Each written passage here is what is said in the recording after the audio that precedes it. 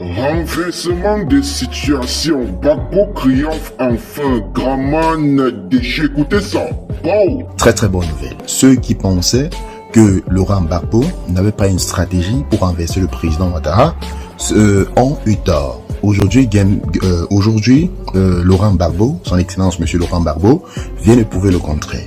La prouesse qu'a effectué l'ancien président de la République de Côte d'Ivoire, son excellence monsieur Laurent Gbagbo, en ce jour dans le pays. Le président Laurent Gbagbo a fait une apparition spectaculaire et c'est là aux côtés de l'armée. Donc en gros, Laurent Gbagbo a réaffirmé sa détermination dans l'objectif de renverser le président Ouattara. Mais cette fois-ci, ça risque d'être effectif. Pourquoi? Parce que l'armée, ou alors une très grande partie de l'armée, soutient ce projet du président Laurent Gbagbo, car ils savent vraiment qui est vraiment le digne fils de l'Afrique. Donc le Wodi de Mama vient aujourd'hui de réaffirmer son soutien. Mais, comme je vous ai dit tout à l'heure, la bonne nouvelle c'est que une très grande partie de l'armée soutient le président Laurent Gbagbo, comme l'avait très bien vu. Donc sous les acclamations de ses partisans et sympathisants, Laurent Gbagbo a dit des mots très forts. Donc mes chers frères, je n'ai pas mis l'intégralité du discours de Laurent Gbagbo qui a fait paniquer le palais présidentiel du côté de l'Abidjan. Mais pour ceux qui veulent véritablement voir cette vidéo, ne vous inquiétez pas, laissez juste votre préoccupation en commentaire. Je me chargerai personnellement de publier le discours choc de Laurent Gbagbo vis-à-vis des autorités ivoiriennes, ou alors ce discours qui a mis hors d'état de nuire les autorités de Ouattara. Donc Laurent Gbagbo a fait comprendre au président Ouattara que il n'est pas son égal, que c'est pas parce qu'il est président qu'il peut décider de la vie des millions d'Ivoiriens. Donc en gros, j'ai vu un autre communiqué il y a de cela quelques jours où le président Ouattara avait envoyé une lettre d'invitation au président Laurent Gbagbo pour qu'il puisse assister à son investiture. Je crois que c'est 8 ou 7 décembre. Je crois que c'est dans quelques jours, oui, entre le 8 et le 7 décembre. Donc Laurent Gbagbo a répondu d'une manière très sceptique. Donc en gros, le président Ouattara a voulu, par le biais de cette invitation, manquer du respect au président Laurent Gbagbo. Parce que, premièrement, il est inadmissible que tu écartes quelqu'un qui t'a facilité, qui a même signé l'attestation qui atteste que tu es ivoirien. Parce que plusieurs sources médiatiques révèlent que le président Ouattara n'est pas d'origine ivoirien, qu'il est originaire burkinabé. Donc c'est ce qui avait d'abord, par le passé, recalé sa candidature. Mais c'est Laurent Gbagbo, président Laurent Gbagbo, qui a facilité cela et qui a autorisé le président Ouattara d'être candidat à l'élection présidentielle. Je crois que c'était en 2005 ou les années 2000. Oui, un truc de ce genre. Donc faites un peu de recherche, vous allez avoir ces réponses. Donc aujourd'hui, et aussi lorsque la maman du président Ouattara est décédée, étant donné que Ouattara était en exil, il avait été strictement interdit à son égard de retenir du côté de la Côte d'Ivoire. Le président Ouattara, à cette époque, qu'est-ce qu'il a fait? C'est lui qui a facilité, c'est lui qui a dit, qui a mandaté, ou alors c'est lui qui a autorisé que le président Ouattara puisse rentrer du côté de la Côte d'Ivoire pour assister aux célébrations funèbres de sa maman. Mais comme on le dit très souvent, ton ennemi ne vient jamais de loin. Donc aujourd'hui, Gbagbo dans la même situation, il était condamné par la CPI pour le braquage de la BCEAO lors de la crise post-électorale de 2010 à 2011, ce qui l'a valu plusieurs années du côté de la Cour pénale internationale. Donc à son retour, le président Laurent Gbagbo l'avait blanchi de toutes les charges qui pesaient contre lui, mais ne l'avait pas amnistié, ce qui a favorisé, ou alors ce qui a fait en sorte qu'il ne pouvait pas se présenter à l'élection présidentielle car son dossier devait être rejeté, car il y avait plusieurs accusations qui pesaient encore contre lui et il fallait juste la loi d'amnistie pour blanchir vraiment l'image du président Laurent Gbagbo pour le permettre de se présenter à l'élection présidentielle. Donc Laurent Alassane Ouattara, avec tout ce privilège, il avait la possibilité de le faire, il n'a pas fait. Il a décidé contre toute attente de se présenter à l'élection présidentielle seul. Et comme d'habitude, il a gagné cette élection. Malgré le fait que les résultats des élections sont même sortis avant que les élections ne se produisent, cela a créé un bouleversement dans l'esprit des Ivoiriens.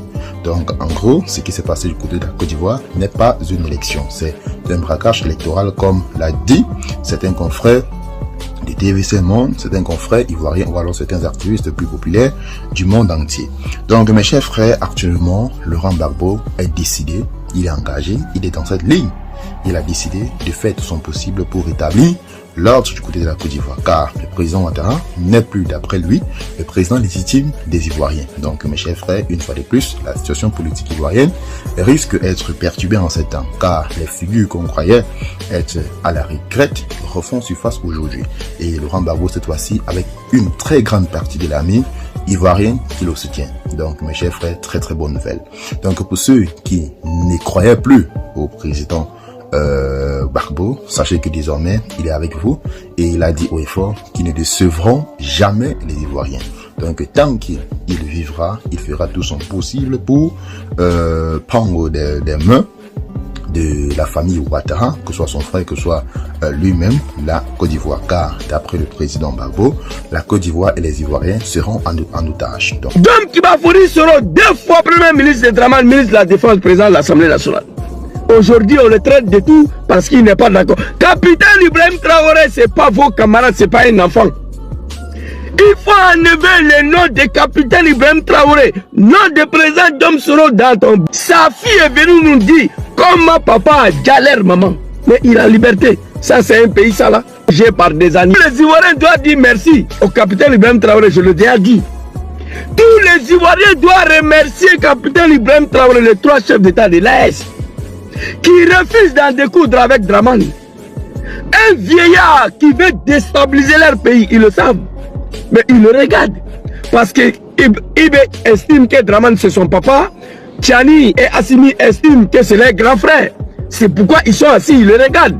Donc nous devons dire Dieu merci à ces 3 chefs d'État là d'abord, qui regardent Draman en train de déstabiliser leur pays. Premier point.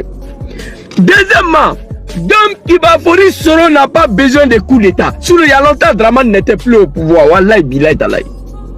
Mais ce que je ne comprends pas chez Makosso, vous êtes au pouvoir, mais vous ne dormez. Bon, la famille, qu'est-ce que le président Guillaume Soro prépare à la Côte d'Ivoire, chers frères et sœurs? C'est quoi ce qui s'est manigance dans tous ces derniers temps par rapport à tout ce qui se passe? Vous savez, normalement, le président Alassane Ouattara doit prêter serment, doit être investi, chers frères et sœurs, déjà en décembre là. Donc, chers frères et sœurs, il y a encore beaucoup de papos qui sortent parce que vous savez, il y a de cela un moment, on a également estimé que le président Guillaume Soro était en Côte d'Ivoire et qu'il est là et que ça faisait trembler. Et puis, les gens les cherchent, on ne le trouve pas. Donc, ça fait trembler la toile déjà. Je ne sais pas si ça fait trembler la Côte d'Ivoire aussi. Mais ce qui est sûr, nous connaissons très bien le président Guillaume Soro. Nous connaissons de quoi il est capable. Nous savons ce qu'il a pu faire dans la Côte d'Ivoire et ce qu'il peut faire. Donc, c'est quelqu'un qui a été Premier ministre, président de l'Assemblée nationale, vous le savez déjà. Donc, avec le président Laurent Gbagbo, avec le président Alassane Ouattara, il a gouverné. Maintenant, aujourd'hui, il est en exil. Ça, autre sympa, a contredit, ben, il est en exil, mais condamné également dans son pays, chef et soeur. Mais lui, il n'a pas qu'à sa bouche dans sa poche. Et là, il envoie les messages, il continue pas à envoyer les messages, il continue. Mais pas. Pourquoi? Tu es au pouvoir, mais tu as peur, tu ne dors pas la nuit. Pourquoi? On vous a dit que 4 mandats là, vous n'allez pas faire.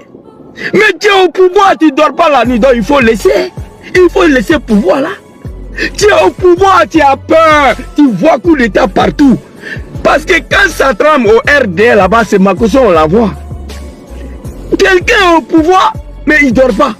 Tu es au pouvoir, tu as peur. Donc, pouvoir là, il faut laisser. On vous a dit que 4 mandats là, vous n'allez pas faire.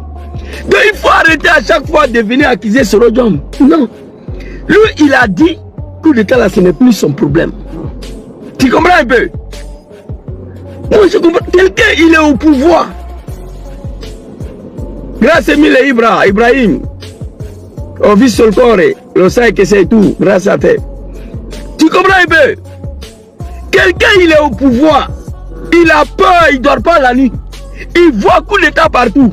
Mais à ce moment, là, pouvoir, là, il faut laisser, mon frère. Tu vois? Dom Soro va te répondre ici. Je suis désolé pour vous. Toi, Makosso, après ce régime-là, il ne sait pas qu'est-ce que tu vas devenir. Merci beaucoup à cette journaliste-là qui t'a recalé. L'homme qui veut déstabiliser la Côte d'Ivoire, il était 2 fois Premier ministre de Draman. Parce qu'il n'est plus d'accord avec vous. Aujourd'hui, vous le traitez de tout le nom. Attention. Alors ici, on va aller écouter, président Guillaume Soro va te répondre lui-même ici.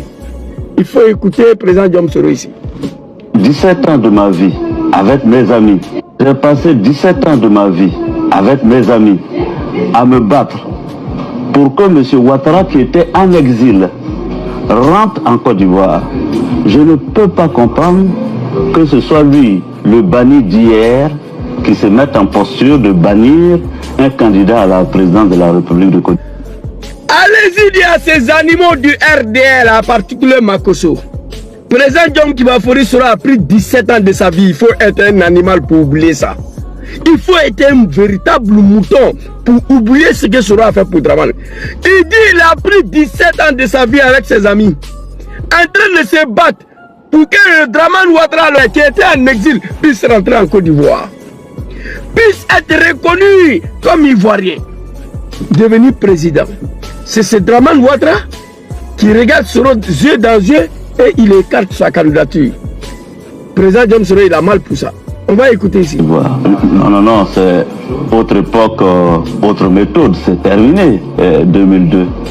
Et comme je l'ai dit, il ne sera jamais question pour moi, ce n'est pas une option pour moi de faire ni la guerre, ni un coup d'État.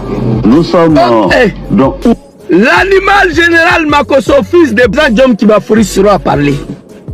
Il dit fermez vos bodas, vos testicules, fermez vos gueules. Il n'y a pas question pour lui John Soro. Ni la rébellion, ni un coup d'état pour arriver au pouvoir.